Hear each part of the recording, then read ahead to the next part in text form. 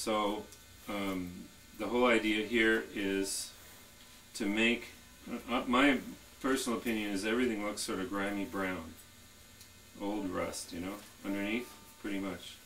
There are exceptions, but, and then if you, later on you can do the dull coat over it, make it really dull, or you could do the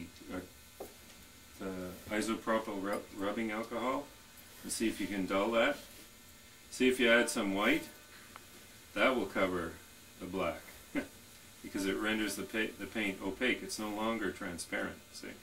So acrylic can be kind of transparent, but when you get into the pigmented colors, the white is very, very heavily pigmented. So then you would put this light color on first, and then you would follow up with the color you want. So that's another method. We're going to try and finish this later. We'll just do the one side like this and the other side.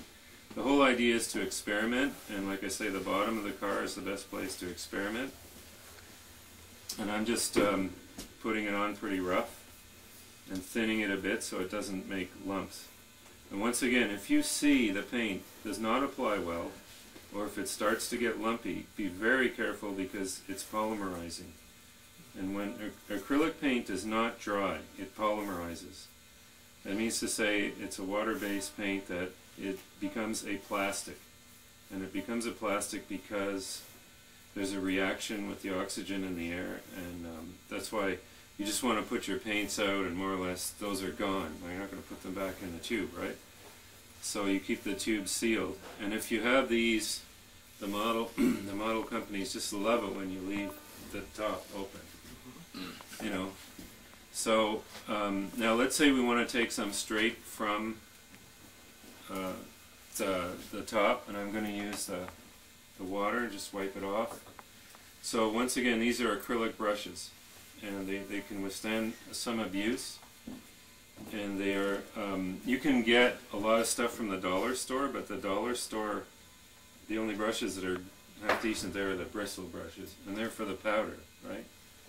So dollar store bristle brushes are fine, but for acrylic paints, the art stores, it's worth the extra effort.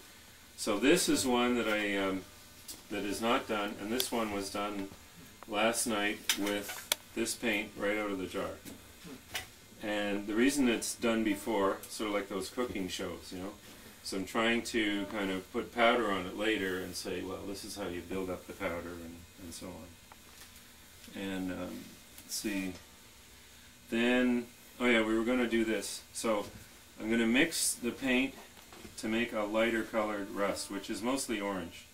So mostly yellow, in other words, and a little bit of red makes an orange, orangey red. And then we're going to put the isopropyl alcohol in there.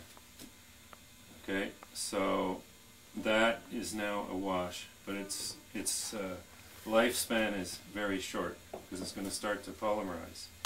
So if you want to, you can even dilute it more, and then you can do certain things. Like for instance, if I did this, everything becomes old and rusty because the rails throw up a very pale rust when the rain occurs and it splashes all over the cars, right? So that has now become 10 years older without much effort.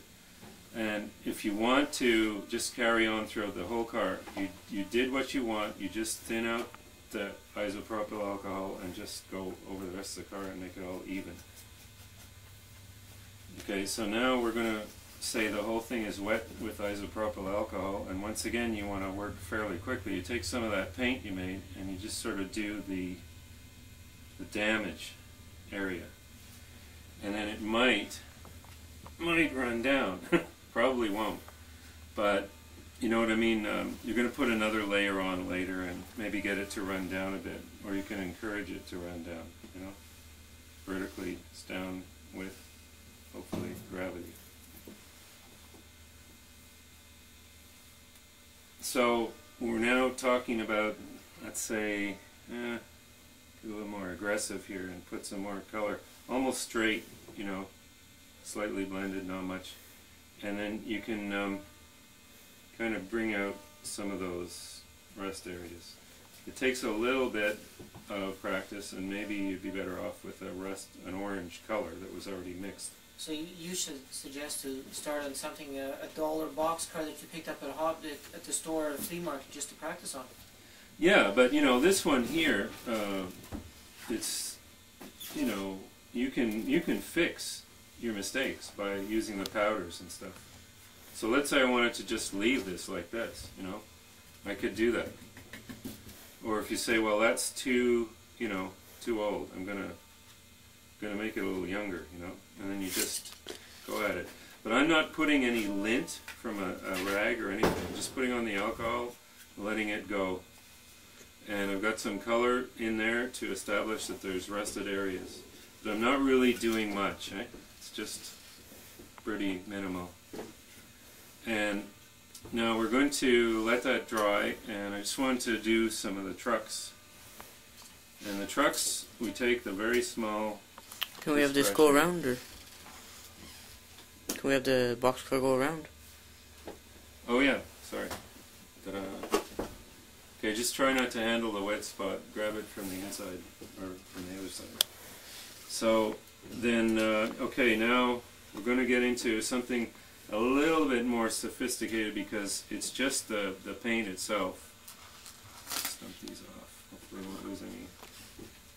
I'm going to just pour a little paint out here.